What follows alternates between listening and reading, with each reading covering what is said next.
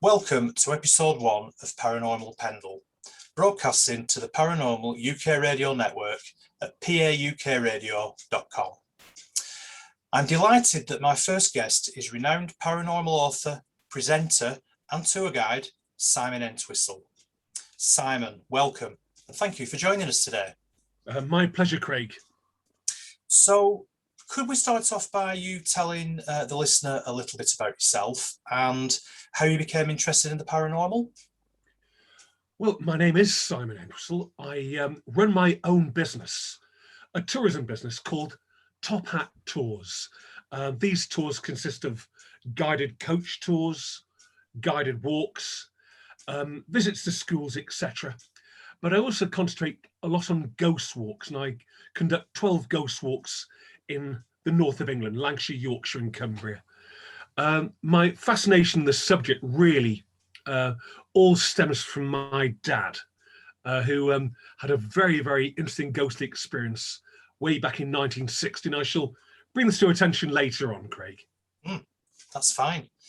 So you're an author, a presenter and a tour guide. Now, I was looking on YouTube and I found your Tales from the Grave series, which I found absolutely fascinating. And the one that I was really interested in was Samlesbury Hall, because we know that Samlesbury Hall is a particularly haunted building. So I watched that today before we did the podcast tonight. And I'm just wondering, really, how did that series come about? And also the Samlesbury Hall episode in particular, which of the alleged hauntings, which of the ghost stories from Samlesbury Hall did sort of really resonate with you? Well, the Tales from the Grave, Craig, that was my idea, really, because every single grave has a story behind it. Of course, they're human stories, aren't they? Yes. I not only cover, shall I say, ghostly characters, but heroes and villains. I love visiting, shall I say, Victoria Cross winners in Blackburn, Burnley, Nelson Cone, Preston, and telling their stories. Relating to Samlesbury Hall, I'm a regular tour guide there and have been for 20 years. They have 4 different guides at Samlesbury Hall. One is a heritage tour. One's actually a very humorous tour run by a lovely girl called Joanne, and she plays one of the Samlesbury Hall witches. There's then David, who plays the part of King Henry VIII. And I tend to do the spooky stories because when it comes to spooky stories, Samlesbury Hall is a real hotbed of ghosts, murders, and indeed mysteries. And I never get tired of going there, Craig, to be honest. I never do. No, it is a fantastic building. It's so atmospheric, and there's a real feeling when you approach the building, and obviously when you go inside, you know, there is a real atmosphere within the building. I was particularly interested in the story of the White Lady, and also you mentioned in the video that there are a number of priest holes in Samlesbury Hall, and I can't remember the name of the gentleman you mentioned now, but he came to a little bit of a sticky end, didn't he? He was hung, drawn and quartered at the Tower of London, the guy that designed the priest holes during the time of Henry VIII. And there is a story, isn't there, of bloody footsteps in one of the towers, which is reputedly one of the Catholic sympathisers who was found there and then executed. That's right. The gentleman was called Nicholas Owen. And, you know, Craig, in many, many ways, this man was quite a hero, really. He was using slides, he was using springs, he was using screws before they'd even been invented. He was a very, very clever chap, really.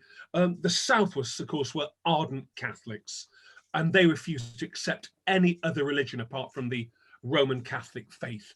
1536, King Henry VIII, of course, outlawed the Roman Catholic Church, and the Southwards refused to accept any other religion. When the new wing was built, they employed Nicholas Owen, and he designed this incredible priest hole, which was state-of-the-art. It was actually incorporated into the mantelpiece, the fireplace, and with just one little click of a metallic rod, the whole front would come out and the priest would go in and they'd push the fireplace back into perfect, perfect shape and size, if you will. Mm. The army were always looking for Catholic priests. They were convinced that the South were having illegal Catholic masses, and every time they arrived there, they never found anything because of Owen's incredible priesthood. The king heard about him and made him a very, very serious character to be arrested, really. He was chased all over England and was captured in 1606 at a place called Hinlip Hall in Somerset. He was then sent to the Tower of London, as you quite rightly say, Craig, Right. and we are told he could have left the same day if he just renounced his Catholic faith, but he wouldn't. And for those of you who've been to the Tower of London, you will see this gorgeous graffiti scratched into the alabaster plaster.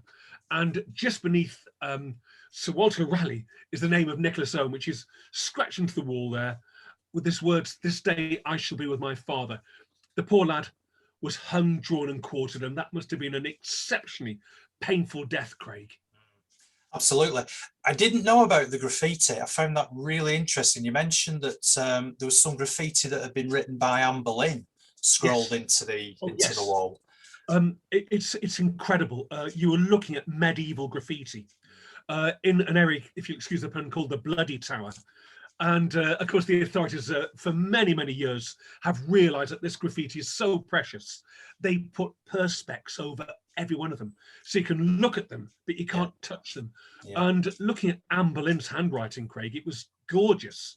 These beautiful italics, and she must have used presumably a nail or a nail file or a knife, but the writing is absolutely gorgeous. It really is. Yeah, no, that's absolutely fascinating.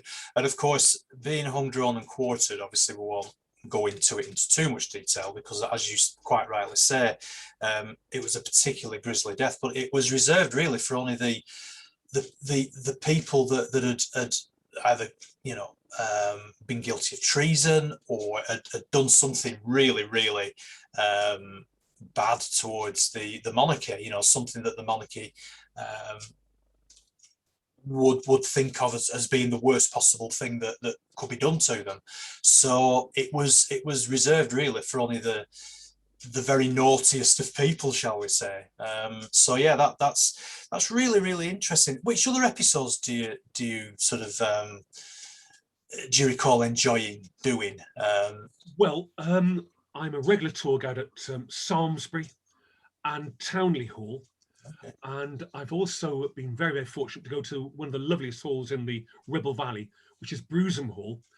But they are absolutely jam-packed with stories, Craig. And unlike yourself, I'm not a paranormal investigator, but I'm a collector of ghostly stories, really. And I find as a tour guide, these stories are so useful because you can keep an audience entertained. Townley Hall, just like Salisbury Hall, full of stories. And shall I convey one to you right now? Oh, yes, please. Yeah, absolutely. You mentioned the hung, drawn and quartering. One story which I do find really intriguing about Townley Hall is the family. Of course, they were ardent Catholics as well.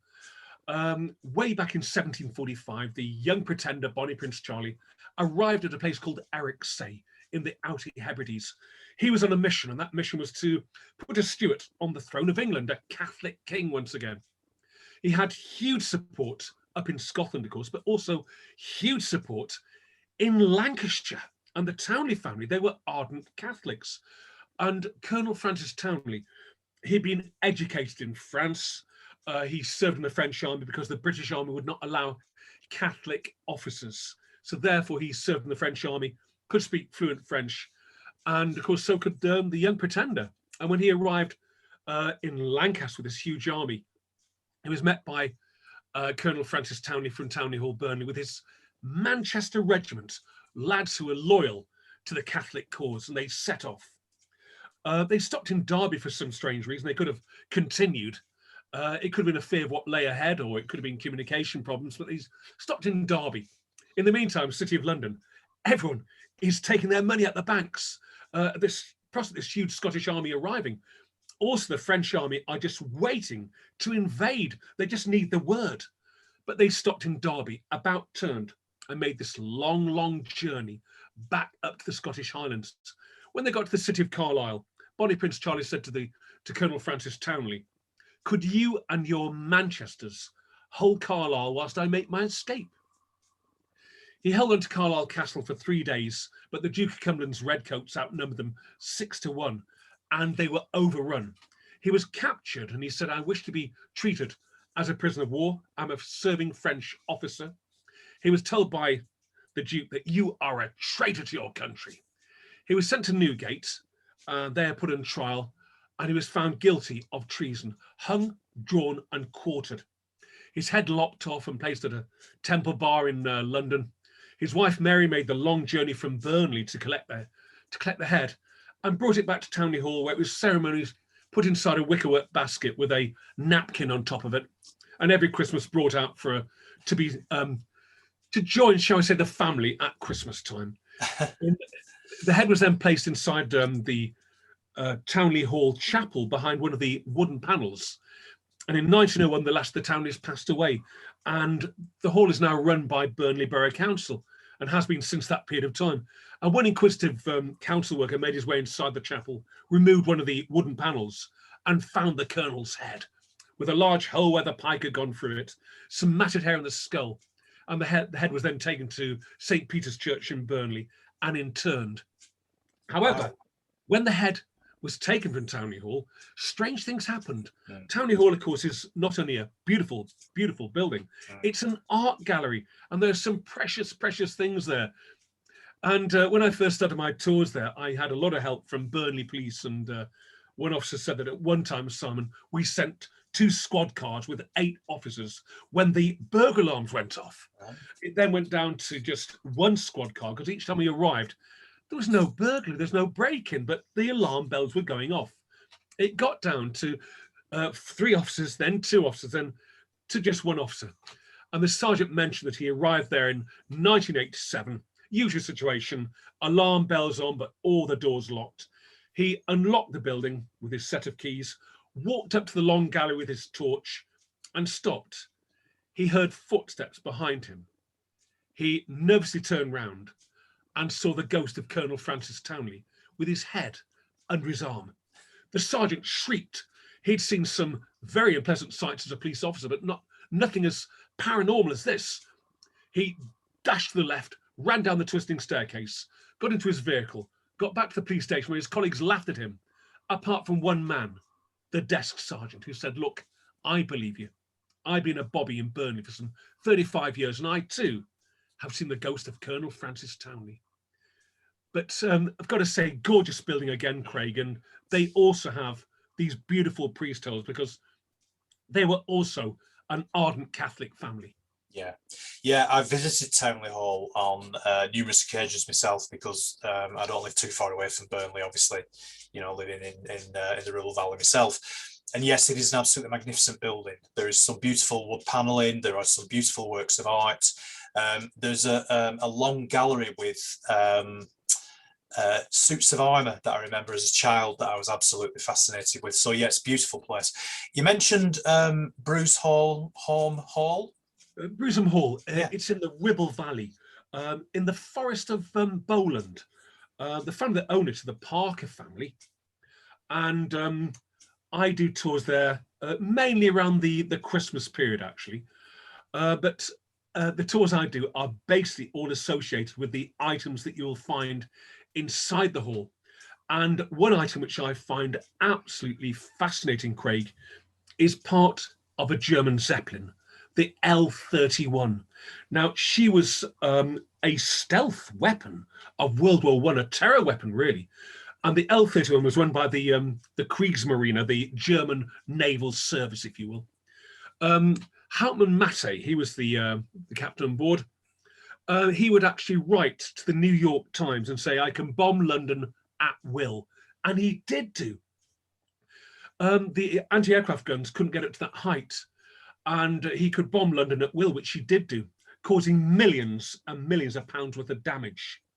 Now, the British are rather good at working out problems. And they brought out a brand new aircraft called the BE-25, Bristol 2E5 fighter. And on I think it was the 17th of October, 1916, Lieutenant Wilford Tempest, what a great name, he took off. And it took him 1 hour to get to the same height as the Zeppelin. But for the very first time, he was carrying some new ammunition, some experimentary ammunition called the incendiary round. He closed in on the Zeppelin. He could see it in his gun sights. He also saw the German crew in the gondola below making rather rude two-fingered gestures at him. He opened fire and saw the tracer leave the B-25 and hit the centre of the Zeppelin, which erupted in a huge orange cloud because it was actually inflating the gas. He was quite saddened to see the whole crew jump to their deaths over Potter's Bar. And he landed, of course, a good 30 minutes later and was awarded the Victoria Cross. He, of course, had stopped the Zeppelin threat.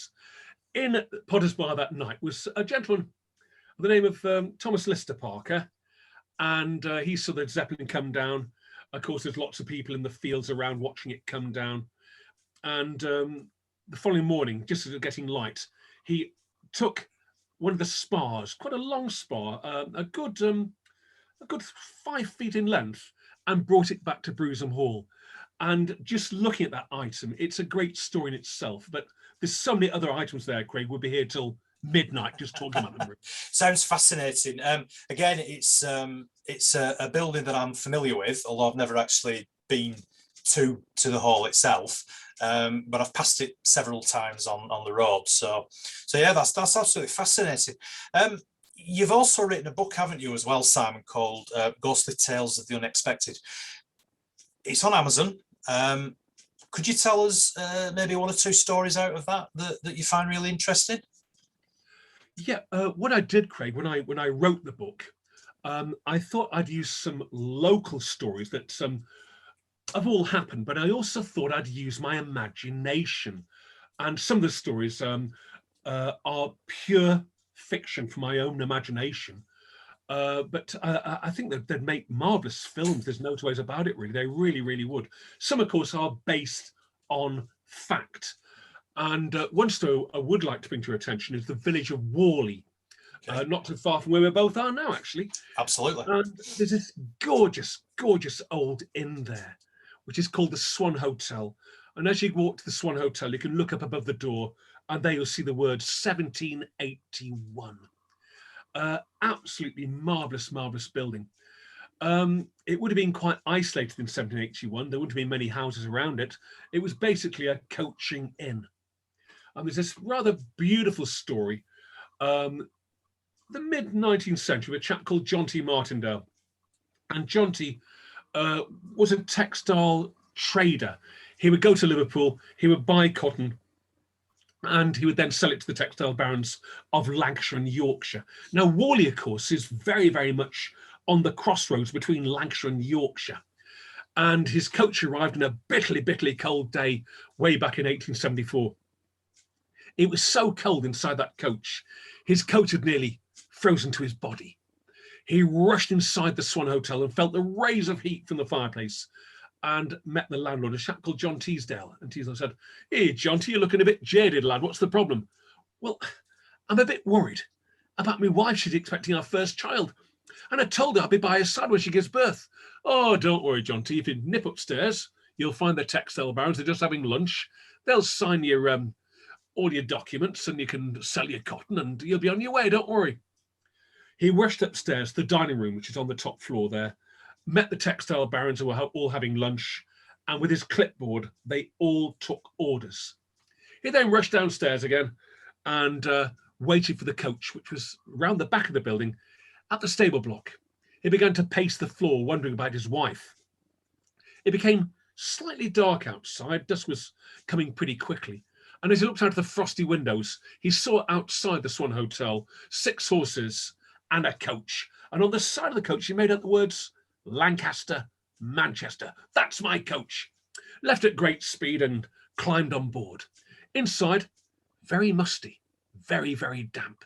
As his eyes became accustomed to the light, he realised there were other people in there with him. They gave the impression of being females. One lady sitting next to him with her head bowed down, Victorian bonnet covering her face. In front of him, another female with a baby wrapped in a blanket, also with a Victorian bonnet covering her face. He tried to get a conversation going, but to no avail. It was like talking to 2 statues, really. The coach judged forward. He made a request. Excuse me, ladies, would you mind if I just open the window, please? It's not very nice in here. No answer.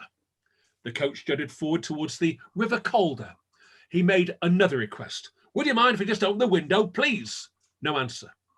In a fit of rage, he stood up, reached the window, the leather strap to pull the window down. As he did do, the whole window casing was rotten and came away in his hand. He then heard a scream. He turned to the right, and the lady sitting next to him had raised her face, and where there should have been a face was a hollow, dark cavity. Jonty screamed in terror, fell out of the coach and banged his head, was knocked unconscious. He came round 5-10 minutes later in a swirling blizzard. He then walked back to the Swan Hotel, and as he went up the steps, Teasdale said, "Hey, Jonty, where you been, man? Let me dress a head wound." "Well, I got in a coach, swore she had no face." "Jonty, calm down, calm down. Your coach is still around the back of the building. Your horse is still being fed and watered, and if you look outside, the road is so thick with snow that any coach that arrived here or left here would have definitely made an imprint." Jonty was convinced that that was the coach he got into. He did some research and found that in 1871, the Lancaster-Manchester had left Whalley to go to Preston. To get to Preston, it had to go through the village of Chipping and a place called Jeffrey Hill, which is a very wide, exposed area. A gust of wind caught the Lancaster-Manchester and blew it down the ravine, killing an elderly woman, a young woman and her baby, and 6 horses and a driver. Jonty was convinced that was the coach he got into. Wow, that is an amazing story. Absolutely amazing. Again, I know the village of Whalley very well. I know the Swan, the pub very well. When the hostelry's reopen, I think I'll have to pop in and have a pint and soak up the atmosphere. You do a lot of tours of Clitheroe as well, don't you, Simon? So, and Clitheroe is the nearest town to where I live. It's a very old market town for those that don't know. Lots of very old buildings, lots of really interesting ghost stories. And again, wonder if you could maybe tell us 1 or 2 of Clitheroe's ghost stories. Well, I started the Clitheroe Ghost, Murder and Mystery Tour way back in 1996. At that period of time, Craig, I worked for Ribble Valley Borough Council's Grounds Maintenance Department. One should never, ever complain about being employed, but the wages were very, very poor. I'd just got married. My wife had 2 children to a previous marriage. I had my own son, and things were very, very tough financially, actually. Now, I had this idea of starting the Clitheroe Ghost, Murder and Mystery Walk, which really, in many ways, helped me terrifically financially. It really did, Craig. I went to the local library and I found a book called Clitheroe, 1,000 Years by the late Arthur Langshaw. Okay. Arthur Langshaw was the first headmaster of Ribble Valley School. He was also a borough councillor and mayor. And his book, Clitheroe, 1,000 Years, gave me the inspiration for the guided tours. I read that, but I also met 6 local people and got their stories. And I thought what I'd do is I would amalgamate Langshaw's book with those 6 stories by having some historical facts and then bringing these people in. The story you're going to hear, Craig, is from the Clitheroe Ghost Walk. It's one of my favourites, and it's one that I never, ever get tired of talking about, really. I did need help, and I met 6 local people, one of them being a chap called Billy Lakin. Billy came from Clitheroe. His story was absolutely beautiful, really. He came to my house, sat down, we had a cup of coffee, he reached into his pocket and produced a photograph. And that photograph was of St Mary's Parish Church Centre in Clitheroe, the old Territorial Army Hall. Standing outside were some 57 young men. The photograph was taken, and these young men were members of the Clitheroe Territorial Army. In September 1939, Great Britain and the Commonwealth declared war on Nazi Germany. And Bill said we were then sent straight down to the south coast, where we made our way to France to a place called the Maginot Line. Spent 3 months in the Maginot Line with nothing to do, apart from walk up and down it. We did come across German troops, and they would wave at us, we'd wave back. We also bartered players' cigarettes with German cigarettes, British bully beef with German stew. It was called the Phony War. No one seemed to want to start it. However, on the 10th of May 1940, the Germans decided to create what we now call blitzkrieg, lightning war. The French had told Bill and his mates that, don't worry, the Maginot Line will never fall. Of course, they were quite right. The Germans thought, let's not attack the Maginot Line, let's go on the back of it. And that's what they did do. Bill's commanding officer said, right, boys, leave all your equipment. We're going to Dunkirk. There's no transport, boys. We're going to run there.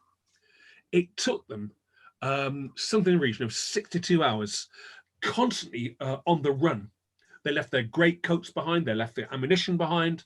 They left equipment behind. And when Bill got to Dunkirk, he said the whole town was on fire. Great pools of smoke coming from the harbour itself. He was absolutely shattered, and he'd worn the leather off his boots. He arrived at Dunkirk, took his tin helmet off, and used it as a shovel to make a small slit trench, where he climbed inside the slit trench and fell into a deep sleep. He was rudely awakened by the lance corporal of the platoon, who said, while she'd been asleep, there's been 3 air attacks on the beach itself. Their officer then assembled the Clitheroe territorials and said, right, boys, it's our turn to be evacuated. The Royal Navy have organised an operation called Dynamo, and they're going to evacuate us from the water's edge this afternoon. My orders to each and every one of you is to get back to the parish church office in Clitheroe, the old TA centre. They made their way down towards the water's edge, and Bill remembered very clearly seeing what's called a Junkers 87, a Stuka, fly right down the length of the beach and open fire. He dived into the water, came to the surface, and it was crimson red with the blood of his mates. He then felt a hand grab his battle-dress tunic. It was a sailor who pulled him into a small rowing boat, and with other members of the platoon were rowed out to a destroyer. There he received the finest meal he's ever had, which was a corned beef sandwich, a mug of tea, and a Woodbine cigarette. He got to Dover and couldn't find any of his mates. An officer then came and said, look, boys, we know where you've come from. You don't need a ticket. Just get back to your battalion headquarters. Bill remembered getting a train from Dover to London, London to Preston, and Preston to his beloved town of Clitheroe. To get to Clitheroe, the train had to go for the village of Worley, where it stopped for just a short while. He looked out of the window, and there he could see, on the cricket ground, a game of cricket taking place. People wearing white flannels, and he thought, this is absolute heaven compared to where I've just come from. He got to Clitheroe, and he could have gone straight home to his mother and father's house on what we call Pimlico Road in the town, but he didn't. His orders were to get back to the parish church office. He limped, and he said he did limp because his feet were red raw, really, really full of blisters and terribly painful. He got to the parish church office. As he opened that door, out of those 57 young men, only 19 had got back, including himself. They were told there and then to make up the numbers to platoon strength once again, and they had a recruitment campaign. In those days, if you were 18, you were conscripted. If you were 17, you could join up, but you had to have your mother and father's consent. Now, Bill was 19. He had a young friend who was 17. And this young boy said, oh, Bill, go and see me mum and dad. Get them to sign this consent form. I want to fight for my country. Bill said this young boy's parents, they said, sorry, he's 17. The war could be over next year anyway. Oh, please, mum, please, I want to fight for my country. They gave in on one condition, that condition being that Bill would look after him like a brother, and he swore he would do. So the young lad signed up, did his training, and the newly formed Clitheroe platoon was sent to the beautiful Greek island of Crete to make up the garrison with the Australian and New Zealand armed forces. On the 21st of May 1941, the Germans launched a highly disciplined airborne invasion by using what's called Fallschirmjäger, German paratroopers, and glider-borne infantry. The fighting on the island was quite ferocious, with many, many German casualties, but also British, Australian, and New Zealand as well. Due to superior equipment and total air cover, the Germans took the island. In the fighting, the Clitheroe platoon lost 12 men, one of them being the 17-year-old young lad. Bill was absolutely heartbroken at the death of this young lad and blamed himself entirely. He wrote to this young boy's parents in Clitheroe through the Red Cross from his POW camp in Poland, just saying, please, please forgive me. They wrote back through the Red Cross and said, Bill, we do not personally hold you responsible for the death of our son. But Bill did. He came back to Clitheroe in 1945 repatriated, and this young boy's death seemed to haunt him every single day. However, things are going to change on the 24th of December, 1968, when he made his way to the parish church office of all buildings to watch the Clitheroe Amateur Operatic Scientist Christmas play. He was the very, very last person to leave the building, stood outside and lit a cigarette. As he smoked that cigarette, he thought of those young lads on the photograph in 1939. He took a deep sigh and extinguished the cigarette, and then he made his way down the little ginnel by the side of the building onto what we call York Street. As he turned, he heard three whispers, "Hey, Bill, hey, Bill, hey, Billy." He turned round and saw the ghost of the young lad in British Army uniform. The first thing Bill noted was this young boy had not aged a day. He looked exactly as he had on Crete in 1941. He raised his arm. Bill, don't worry about me, Bill. I'm fine, Bill. I'm fine, Bill. Don't worry about me." With that, Billy's knees gave way. He knelt on those cobblestones, and in his own words, he bellowed like a wounded animal. The tears streamed down his cheeks. He almost yelped in pain. As he looked up, the boy turned, smiled, and vaporized. Billy slowly got to his feet in a state of shock and turmoil and trauma. He walked home that Christmas Eve past the happy Christmas revelers. The last thing he felt was celebrating anything. He got home and climbed into bed, and quite surprisingly, had the best night's sleep he'd had in years. The following day, Christmas Day 1968, he was woken by the bells of St. Mary's, the bells of St. Paul's, and the bells of St. James. He got out of bed, feeling a totally different person. He made his way to the bathroom. As he opened the bathroom door, he caught his reflection in the shaving mirror and noted, for the first time since 1941, he was actually smiling and felt he'd been truly forgiven for the death of this young boy all those years ago. Billy died a good 20 years ago because I knew him. I went to his funeral, and I then went to the interment at what we call Waddington Road Cemetery. And by the grave were two elderly gentlemen. I had a diplomatic word of both of them. And I mentioned this young lad, and he said, "Oh, yes, we were all captured on Crete together." Bill was with that young lad that day, and he sent him back to the ammunition truck to hide behind it because it had a metal tailgate which would give some protection. But a German sniper caught him in open ground. And sadly, he lost his life that day. Of course, every November, we always buy poppies. And I always think of these two lads whose only crime really was at the wrong time at the wrong place. But only 3 years ago, my wife and I, we went to Crete for a holiday, and I felt I really must go to the Suva Bay Cemetery, the War Graves Cemetery. As I got there, I met a chap from Lancashire, would you believe, who is one of the gardeners there, works at the War Graves Commission.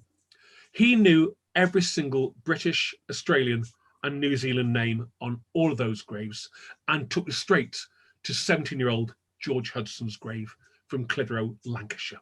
A very, very touching story. Absolutely, that is an amazing story, Simon. It really is. Very, very touching indeed. You mentioned at the beginning of the podcast that your father had a paranormal experience, and I'm fascinated now to hear what that was all about. So, it's one of my most favourite stories, really, Craig. First of all, my dad would never lie about anything. He had no need to, really. But way back in 1960, my dad got a job in the Lake District. He used to work for a firm called Mullards of Blackburn. And he was a personal officer, and he got a job with an insurance company in Kendal. So therefore, we had to up sticks. I was only 5 years old, my sister 2 years old, brother about 8. And he bought this beautiful, beautiful Victorian house just outside Kendal. And I remember arriving there in this Pickford's vehicle and look at this lovely, gorgeous limestone building, which was in its own ground. It was isolated. To the words 1898 on the side of it. And I fell in love with that house straight away. Because my brother, sister, and I were quite young, Mum and Dad, they made our beds up very, very quickly. And by 8 o'clock that night, we were all in a deep sleep. However, my mum and dad had no idea, but they were both going to experience something very, very ghostly. Because it was a country house, the last job they needed to do was to put any curtains up, Craig, because it was a very, very isolated house. And they made their own bed up, and Mum and Dad climbed into bed. And my dad mentioned that this beautiful, bright moonlight was coming straight from the window and actually illuminating the bedroom. He turned over and heard the sounds of tiny footsteps and thought it was either me or my sister or brother who was getting a bit frightened or something. But the door slowly opened of the bedroom, and in came a liver and white Cocker Spaniel. He thought, how's that dog got in here? I've shut the doors downstairs. He got out of bed, walked towards the dog that was in the corner of the room to get hold of the collar, but his hand went straight for the collar and the dog. He thought, I'll try again, but his hand went straight for the creature. The dog then looked towards the window as if its name was being called, and then it just shimmered and disappeared. At the same time, my mother, who'd been in a very deep sleep at the time, woke up with a jolt. And she said, oh, I've had this strange dream. It was as clear as day, she said. There's a man outside in Victorian clothing with a bowler hat on, top hat, long Victorian frock coat, with a dog lead in his hand, pointing up at our bedroom window. My father then just told her what he'd experienced, and they put two and two together. Now, they never told me this story, or my brother, sister, until we were teenagers. I had 12 very, very happy years in that house. Very, very happy years, and grew to love it. Still do. Went to the local primary school, the local secondary modern school, and had many happy days there. Now, in 1973, my father sold the house, which broke my heart. And I will never forget, Craig, leaving that house and feeling deeply, deeply upset, because it's where my childhood memories were, happy Christmas, etc. Now, this is where the story gets spooky again. And I swear to you, it's a very, very true story. Very, very true. I often thought about the house and still do. But just 4 years ago, my wife and I, for the very, very first time, went on a P&O Mediterranean cruise. I'd never done a cruise before, but I've got to say, thoroughly enjoyed it. Visiting Gibraltar and Cadiz, all these areas. And they have what's called black tie events. Went down to the restaurant and sat down at the table with my wife there, and about 2 tables away, there was a very, very attractive young lady from the village of Chapman called Louise. And she kept smiling. I didn't know her. She came across and said, it's Simon, isn't it? I said, well, that's right, yeah. She said, Simon, I am the excursions manager here on the Oceana. That's the name of the ship. I've been in your tours. I quite like them. And have you ever thought about perhaps doing a PowerPoint show on one of the ships with your stories, etc.? I said, well, Louise, would people really like ghosts, murders, mysteries, bloodshed and horror? Oh, I don't know, she said, I may do. I'll give you an address, an email address. I got back to England and I sent off CV, etc. to P&O. And much to my surprise, Craig, within 4 days, they came back to me and they said, we'd like to audition you. You can go down to Sussex or Cumbria. Now, of course, Cumbria is up the road, isn't it, really? Yes. They mentioned that you'll meet a lady called Maureen. Just take a laptop and your stories, of course, and she will audition you. I telephoned this lady, Maureen, and she said, son, my house is rather hard to get to, actually. It's in South Cumbria. I mentioned that I knew the area quite well. She said, oh, no, my place is hard to find. I'll give you a sat-nav code. That way you'll find it straight away. So I left my home in Clitheroe and I put the sat-nav code in, found myself driving over the beautiful Trough of Bowland, down into the city of Lancaster, and then right up towards Millthorpe. And I used to go to school in Millthorpe. I said, this is beautiful. And then for the little village of Heversham, where I went to the primary school there. And then over what's called Heversham Head, this huge limestone outcrop with a beautiful forest on the top of it.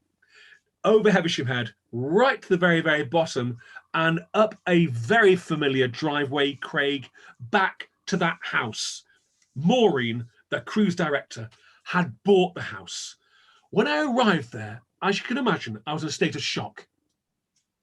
I really was. I was spellbound. Yeah. Maureen came out from the front door there and said, right, Simon, we've got lots of work to get through. You look a bit jaded. What's the problem?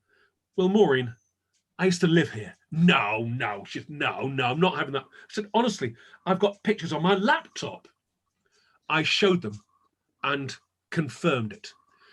She said, right, Simon, let's have a cup of tea. I sat on the settee and looked at the ceiling and saw the familiar doorknobs, the familiar lattice work on the ceiling, etc., and the mosaic on the tiled floor, which is still there. She then came back with a tray of tea and some biscuits, and I told her about my father's ghostly experience with this liver and white cocker spaniel. Well, the tray fell through her fingers and smashed on the floor with the teacup and the milk, etc. Her eyes widened. She said, Simon, my brother's from London. Every Christmas he spends Christmas with me and my husband. The very, very first Christmas he would have had what called your mum and dad's room upstairs. In the early hours of the morning, the door opened and in came a liver and white cocker spaniel. Wow. I looked at the scene and said, well, thank you, Dad. My dad died a good 30 years ago, but it just confirmed his story. It's a beautiful story, but I can assure you that is so true, Craig. It really is. In fact, if you do meet Louise, she lives in Chapman, she'll confirm that story with you. Well, the really strange thing, Simon, is that I don't know whether we could pick it up on the mic, but there was one of my dogs is barking downstairs as you were telling that story, and he is a 5-month-old cocker spaniel. My goodness. But he's an orange and sable. He's not a liver and white. So yeah. So well, yeah, fascinating, absolutely fascinating. And you know, it's stories like that that really grab the imagination. Yes. You know, who was the owner of the dog? When was the dog alive? You know, all those sort of questions obviously must have been running through your mind, and the fact that it was seen by so many people just adds more credence to the story, doesn't it? So that's fascinating. Thank you for telling that. That was really, really fascinating. You mentioned murders in Clitheroe. Should we just have one last story about a murder in Clitheroe? Well, by far the most famous murder that took place in the area took place in a village called Bashaw-Leaves, which is just outside Clitheroe, really. Way back in 974, Craig, half the Ribble Valley belonged to the West Riding of Yorkshire until some bright boffin changed all the county boundaries. And the River Ribble was indeed the main border, if you will. And just across at Eddisford is a lovely old inn called the Eddisford Bridge, and that's where our story starts. March the 18th, 1934, local farmer called Jim Dawson. Jim was 47 years old, very well liked, and had no known enemies. He made his way from Bashaw-Eaves to the Eddisford Bridge that night. According to the landlord, John Barnes, he had a couple of pints of ale, followed by a glass of gin, and then walked home. On the journey home, the car headlamps of a car came around the corner and illuminated a figure some 300 yards in front of him. The car went past and danced the centre of the lane once again. Jim carried on walking. He was 800 yards from the back door of the kitchen of the farm where he lived when he heard a metallic sound and felt a whack like a thump to the shoulder and thought, he's chucked a stone at me. He got back to his farm. He enjoyed a meal, we understand. He then went to bed. And in the early hours of the morning, he yelped in pain. His two sisters came rushing into the bedroom, removed his pajama jacket, and found he had indeed had a wound under his left arm. The local doctor, Dr. Cooper from Clitheroe, arrived and looked at the wound and said, Mr. Dawson, I could be wrong, but I think you've been shot. He was sent to Blackburn, to a clinic in Blackburn on Preston New Road, where they took an X-ray and found he had indeed been shot, but not by a conventional bullet, but most unusual thing, the shape and size of a bird's egg that was deeply embedded between two ribs. For some strange reason, Craig, we don't know why, but Jim refused surgery. We understand he'd served through World War I. We understand he'd seen lads die having bullets taken out of them. And he refused surgery. He came back to his beloved Bashaw-Leaves and was interviewed by two officers from the West Riding Police Force Inspector Elliot, Inspector Blake, and they asked him about the person he'd seen in the car headlights, but he could not give them any description. What Blake and Elliot did find is the locals seemed to clam up. No one seemed to want to talk about this attack. It's almost as if the locals knew but weren't prepared to talk about it. I do know that the West Riding Police Force did in fact employ or get some help off Jack Churchill, who was indeed a ballistics expert, and he had indeed worked for Scotland Yard. And he said that the bullet was homemade, placed in a lathe, rotated at speed to make it more sharper and aerodynamic, and fired from a strange weapon, possibly a crossbow or indeed an air weapon of some kind. But the murder weapon has never ever been found, and the murderer has never ever been brought to justice. The village is known simply as the village that refused to talk. It is an intriguing story, it really is. Absolutely. Thank you, Simon. Those stories were absolutely fascinating, and I'm sure that if any listeners are ever in Clitheroe, ever in the area, that they should find your ghost tours. Whereabouts can we find you on the internet? Do you have a web page? I do indeed, Craig. I've got a website called www.tophattours.co.uk, but I've been unemployed for the last year. We can't do tours in any of those halls. I do meet coaches that come into the Ribble Valley from all over the area, and of course they will come on special tours with me. Some are heritage, some are ghostly. One tour I do like doing is what's called Ribble Valley Haunted Inns, where I take them to Chipping, to Slaburn, to Worley, the Swan and Royal Hotel in Clitheroe, and the De Lacy Arms in Worley, and we'll have a pint in each pub, and we'll have a good chat. We have a good chat as well about the history and the characters behind it, really. But I'm a bit like you, actually, Craig, right now. I'm working on another book, but I would like to produce an audio book because my spelling is abysmal. And I found with the first book I did, it did take quite a long time to write it because you are writing a book, but it's so much easier just talking into a microphone. But I'm hoping I've got quite a few stories now in zip files, and I'd like to get those all uploaded onto, shall I say, an Amazon audiobook. That's my next mission, really, Craig. Well, good luck with that, and I'd like to have you back at some stage in the future, Thank you. to talk about the haunted inns, because that's obviously a fascinating subject, and I think there's nothing better than going into a haunted inn and having a couple of pints and a good old chinwag, as we say in Lancashire, about it. So yeah, that's fantastic. Simon, thank you. It's been an absolute pleasure. You're a fascinating gentleman. You've got some fascinating stories. I am so pleased that you agreed to come on to this podcast today. I hope the listeners have enjoyed it as much as I have. I'm sure they will have done. If I can just remind the listeners to check out my website, which is craigbryant.co.uk, and there's more information on there about my book as well, which is The Shadow Man of Accrington. Paranormal Pendle podcast will return. But remember, keep watching the shadows, and thank you. Bye for now.